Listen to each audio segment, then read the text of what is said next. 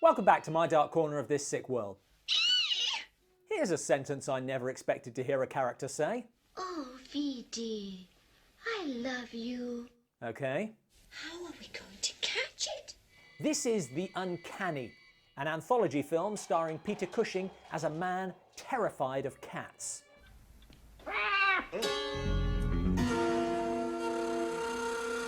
Who has written a book about how they control everything, which he is pitching to Ray Milland. Proving beyond a shadow of doubt that cats have been exploiting the human race for centuries. Who isn't really buying it, despite Cushing's track record. You said that about my book on flying saucers. Now everyone believes it. And my theory regarding the pyramids. So the author tells us some stories to provide irrefutable evidence. That girl will be the death of me one of these days. I'm quite convinced of it. Old Mrs. Malkin has recently changed her will. The cats get everything. Standard clause. But her nephew is pissed and enlists her maid to steal the will.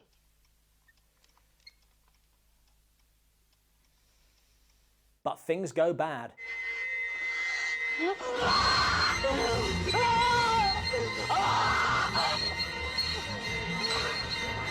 Well, that should expedite matters.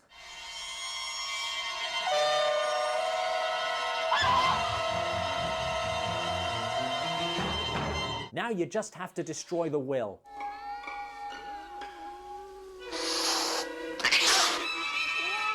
Really seems like you could just kick the cat out of the way. But Mrs. Malkin has more than one cat.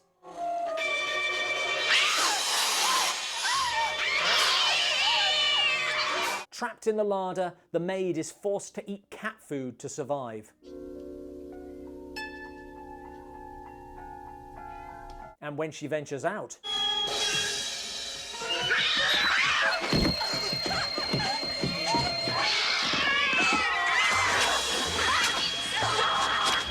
don't know why she thought it would go differently this time. And the nephew doesn't get away with it either.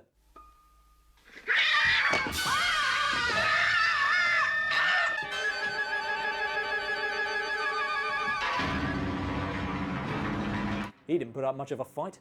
But to suggest that they deliberately decided to avenge the murder of their owners is just too fantastic. Ray makes a good point. The cats didn't start it. This was vengeance. I suppose you could argue that they're trying to protect their inheritance, but I'd really rather not. Come and see this! Further proof is needed. This is Wellington. He's my friend. Story 2 is set in the present day and follows Lucy, living with her aunt's family after the death of her parents. Magic? Tarot? Ritual witchcraft? Where'd you get all these? Her aunt burns her mother's books. Her cousin is vile. You haven't got a mummy! You haven't got a daddy! You haven't got anybody! And as for Wellington... The vet gave me the address of a place in town where they do it quietly and painlessly. But he escapes and returns with a plan. Of course. Despite burning the books on magic, Auntie forgot Lucy's spell book and...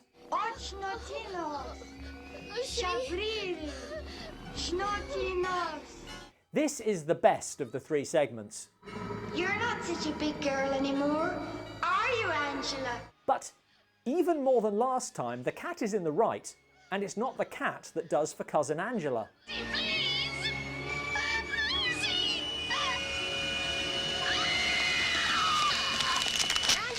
That'll learn you for being a bitch.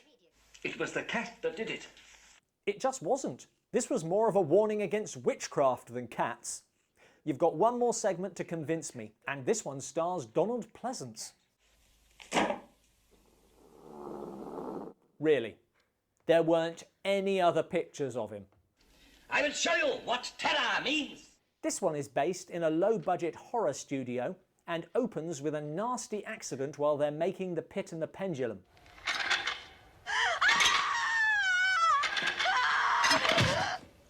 Wow, the police are going to be all over this. There seems to have been a mix-up of some sort in your props department. Most unfortunate.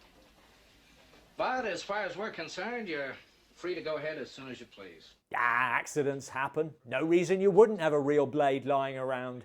Fantastic. The dead actress was Pleasence's wife, and one look at him with her replacement should tell you what happened. Probably think that you switched a real blade for the rubber one. Yeah, that seems like a plausible and subtle way to commit murder. It was a big scene, and she went all to pieces. The tone of this segment is very different to the first two. What is it? The cat's back! Which some might say undermines the terror. I just don't feel scared. Anyway, as you may have guessed, the dead wife had a cat. Oh! He's Madeleine's.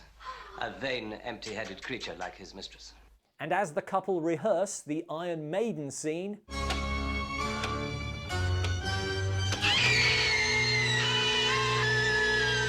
inevitable happens. Perfect.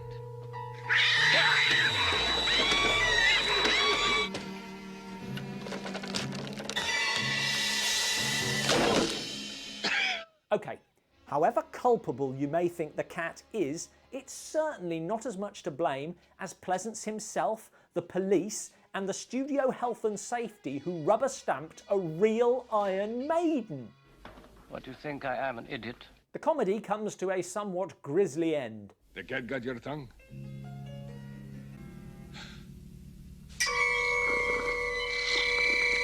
But that's not the end of the film. People used to believe a cat was the devil in disguise. I'm beginning to think they were right. So far they've all been on the side of justice, but sure.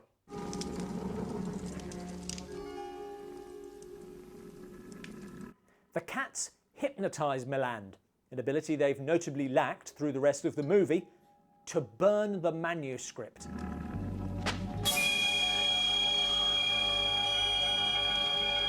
Stopping the publication of a book that provides spectacularly little evidence of their secret quest for justice.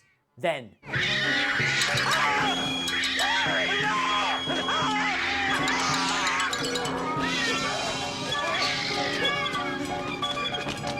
oh no, I was on the cat's side, but you don't kill Peter Cushing.